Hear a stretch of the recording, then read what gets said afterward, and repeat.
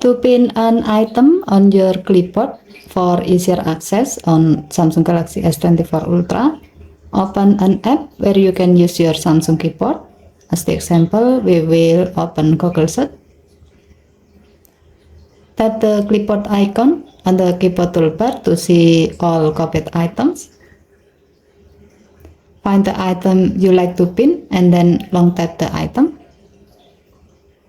Tap the pin icon at the top right of the clipboard to pin the selected item. As you can see, now the font will divide the clipboard into two sections.